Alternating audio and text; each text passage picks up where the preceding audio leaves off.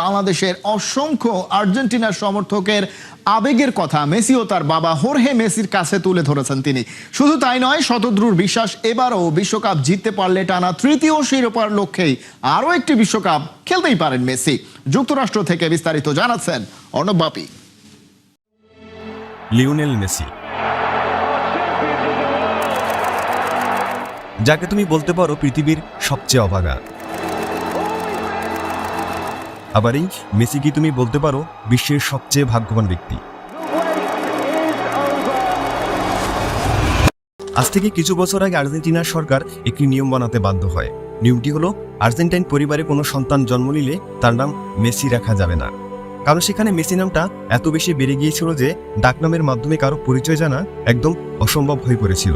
অথচ এই মেসিকে একসময় আর্জেন্টাইনরা ট্রল করত।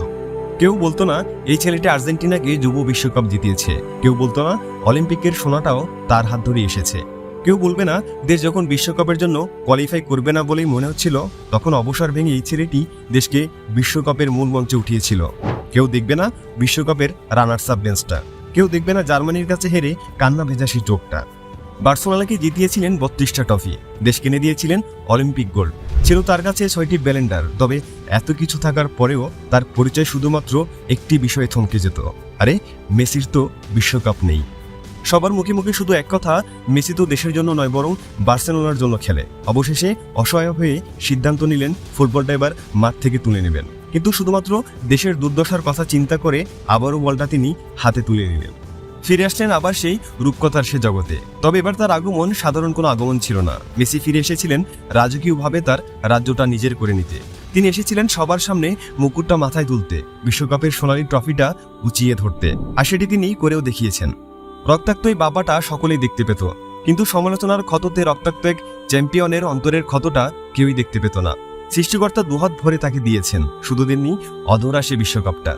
কিন্তু যখন দেখা গেল ও একটি বিশ্বকাপের জন্যই কিছু করতে নিজ হাতে তৈরি করা রত্নটা জ্বলে পুড়ে কয়লা হয়ে যাচ্ছে, ঠিক তখনই যেন সৃষ্টিকর্তা তার দিকে চোখ মেলে চাইলেন আর বললেন, ওই একটি বিশ্বকাপে যদি শেষটা সুন্দর হয় তাহলে বরং বিশ্বকাপটা মেসিরই হোক।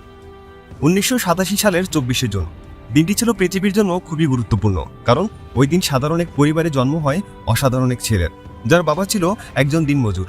ছেলেটির দাদু চাইতেন সে যেন একজন ফুটবলার হয়, বিশ্ববিখ্যাত ফুটবলার, আর সেই আশা পূরণ করতেই ফুটবল জগতে তার পা। কিন্তু হঠাৎ একদিন যার কারণে ফুটবল জগতে পা রাখা সেই মানুষটিকে তিনি হারিয়ে ফেললেন, ভেঙে যায় সকল মনোবল। কিন্তু পরে ভাবলেন নক্ষত্র হয়ে যাওয়া দাদুর স্বপ্ন পূরণে পৃথিবীতেই তিনি হয়ে উঠবেন এক উজ্জ্বল নক্ষত্র। কিন্তু ছেলেটি যে ছিল অভাগা। মাত্র 10 বছর বয়সে গ্রোথ হরমোন ডেফিসিয়েন্সি এক রোগে আক্রান্ত হয়, কমে যায় তার শরীরের গ্রোথ। আর ফুটবল এমন একটা খেলা যেখানে খেলোয়াড়ের কাজ খুবই গুরুত্বপূর্ণ। 10 বছর বয়সে যদি এমন পরিস্থিতি হয় তাহলে বেশিরভাগ শিশুই হার মেনে নেয়, কিন্তু মেসি তাদের মতো ছিল না। এই রোগের কারণে তাকে প্রতিদিন পায়ে ইঞ্জেকশন দিতে হতো। 10 বছরের একটি বাচ্চার কাছে এটি নিঃসন্দেহে একটি অসহ্যকর যন্ত্রণা ছিল, আর তার চিকিৎসার জন্য প্রচুর টাকা খরচ হতো, যা তার পরিবারের পক্ষে চালানো একেবারেই অসম্ভব ছিল। বাবা ছিলেন সামান্য শ্রমিক, আর তার মা কাজ করতেন লোকের বাড়িতে। কিন্তু মেসি থেমে যাননি, করতে শুরু করেন কঠোর পরিশ্রম। শরীরের ওই অবস্থাতেও তিনি খেলতে চলে যেতেন, যার ফলাফল তিনি খুব শীঘ্রই দেখতে পেয়েছিলেন। একদিন মেসি খেলছিল, আর সেই খেলা দেখতে এসেছিল বার্সেলোনা ইয়ুথ ক্লাবের প্রেসিডেন্ট। মেসির খেলা দেখে তিনি মুগ্ধ হয়ে যান, সাথে সাথে চলে যান তার বাবা মার কাছে। বাবা মার কাছ থেকে মেসির গ্রোথ হরমোন সমস্যার কথা শোনার পর তিনি বললেন মেসির চিকিৎসার সকল খরচ পুরোপুরি তার টিম বহন করবে, তবে তার পরিবর্তে মেসিকে স্পেনে গিয়ে বার্সেলোনার ইয়ুথ ক্লাবের হয়ে খেলতে হবে। আর যেহেতু মেসির চিকিৎসা করানো তাদের পক্ষে সম্ভব ছিল না, তাই তার বাবা মা ব্যাপারটি বেশ খুশি মনেই মেনে নেয়। তারপর মেসি পাড়ি জমান স্পেনে। বার্সেলোনায় খেলার পাশাপাশি শুরু হয় তার চিকিৎসা, কিন্তু হাইট কম থাকার কারণে দলে তেমন একটা সুযোগ পেতেন না, আর পেলে অন্য প্লেয়াররা তাকে বল পাস দিত না। কিন্তু মেসি তো মেসি, কোনো মতো একবার বলটা পেলে 15 মিনিটের আগে তার পা থেকে কেউ বলটা নিতে পারতো না। 2012 সালে তিনি 91টি গোল করে তার নাম গিনিস বুক অফ ওয়ার্ল্ড রেকর্ডে তুলে নেন। একমাত্র 6টি গোল্ডেন বুট থাকা প্লেয়ারটিও এই মেসি। 36 বছর পর সৃষ্টিকর্তা মেসিকে সম্পূর্ণ করেছেন।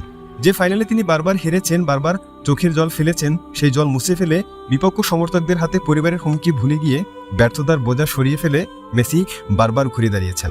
মেসি আমাদের শিখিয়েছেন কিভাবে উঠে দাঁড়াতে হয়, কিভাবে প্রতিপক্ষের চোখে চোখ রেখে লড়াই করে যেতে হয়। মেসি শিখিয়েছেন কিভাবে ফিরে আসতে হয়। মেসি শিখিয়েছেন কিভাবে অর্জন করতে হয়। শিখিয়েছেন তিনি কিভাবে জবাবটা দিতে হয়। যারা বলেছিল মেসি অস্তমিত হয়েছে তারা তো আর জানতো না যে উদয় হওয়ার জন্য সূর্যকেও অস্ত যেতে হয়। জীবনটা এখনো ফুরোয়নি, মেসি এখনো ফুরোয়নি, এখনো নিজেকে পরাজিত বলে হাল ছেড়ে দেওয়ার সময় আসেনি। এই ক্লাসবিহীন চাকরি না পাওয়া, প্রিয়জনের মৃত্যু, হতাশা, ফ্রাস্ট্রেশন, না পাওয়ার ট্রল, এগুলোই তো সাফল্যের খুঁটি। কে বিশ্বাস করবে যে মানুষটা মাথা নিচু করে রিটায়ারমেন্ট নিতে বাধ্য হয়েছিল সেই মানুষটাই ফিরে এসে কোপা আমেরিকার বিশ্বকাপ জিতবে?